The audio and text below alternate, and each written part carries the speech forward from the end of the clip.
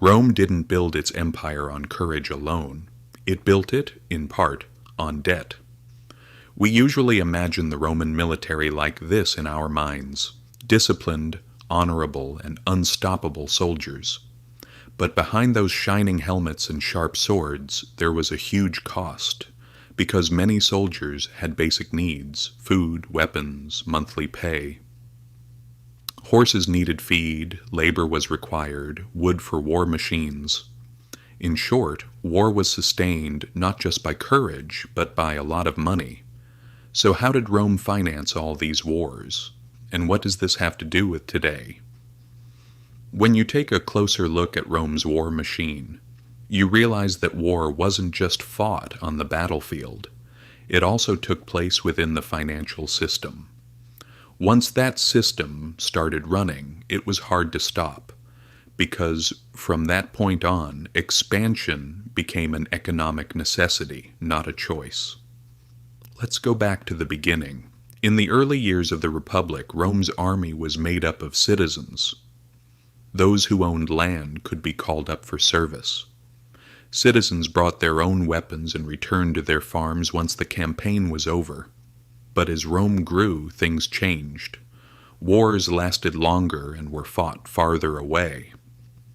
Just taking up your weapon and joining a battle was no longer enough. Rome needed professional soldiers. At that point, the state began paying soldiers a stipend, not a huge amount, but enough to ensure loyalty. After that, a much bigger change occurred.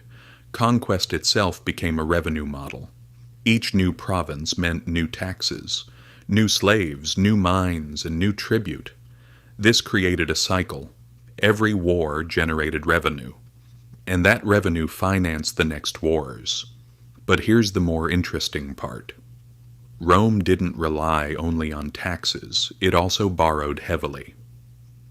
During the long and costly Punic Wars with Carthage, the state took large loans from wealthy individuals, particularly from the equites, Rome's rising financial class.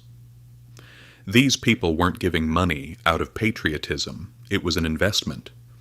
In return, they earned interest and received privileges to collect taxes or trade in the conquered lands. In a way, war became a business model. Over time, this changed many things. Political power shifted to generals who could promise loot. Senators shared in the financial gains of war. Private contractors, called Publicani, managed everything from logistics to tax collection and made large sums of money. In other words, it was like a military-industrial economy with a toga. And the cost kept growing. To pay soldiers and creditors, the state constantly needed new revenue. When wars started draining the treasury or conquests slowed, Rome turned to a different method: devaluing the currency. During Emperor Nero's reign, the amount of silver in the coin called the denarius was gradually reduced. Emperors after Nero continued this practice. Over time, the coin that had once been valuable lost its worth. Inflation rose and people's trust declined. By the 3rd century, Rome's monetary system was in serious crisis. Meanwhile, wealthy individuals found ways to protect their wealth. They bought land, purchased slaves, and moved money to different places. But for ordinary people, it was much harder. Taxes, devalued money, and mandatory military service weighed heavily on them. This wasn't just a military problem, it was an economic problem. Now pause and look at today. Governments running huge budget deficits. Wars financed by debt. Central banks printing money to keep the economy afloat. Companies profiting from defense contracts. Of course, today's world is not exactly the same as Rome, but some similarities are hard to miss. Rome shows us that a system built on continuous expansion and growth eventually reaches its limits. When there's no more land to conquer or revenue slows, the system turns inward. Debts and expectations remain, but income decreases. At that point, the state begins to collect more taxes and exercise more control. In Rome, this was known as bread and circuses, entertainment and aid given to distract the public. Today, the names may be different: monetary policy, stimulus packages, economic programs. But some mechanics are eerily similar. Central banks print money. Governments spend more than they earn. The wealthy buy assets. Ordinary people struggle with rising prices. What's the lesson to take from this?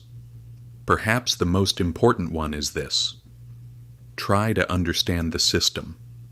Because most people think inflation is random. They believe taxation is unavoidable. They accept debt as normal and assume the economy can grow forever. But history shows us a more complicated picture. You may not be able to completely step out of the system, but you can understand it. That's why economic history matters. It shows us not just the past, but patterns. Next time you hear about a major war, economic crisis, or stimulus package, don't just look at the headlines. Ask, who is providing the money? Who is profiting? And in the end, who pays the bill? History tells us this: empires usually don't fall because enemies break through their gates.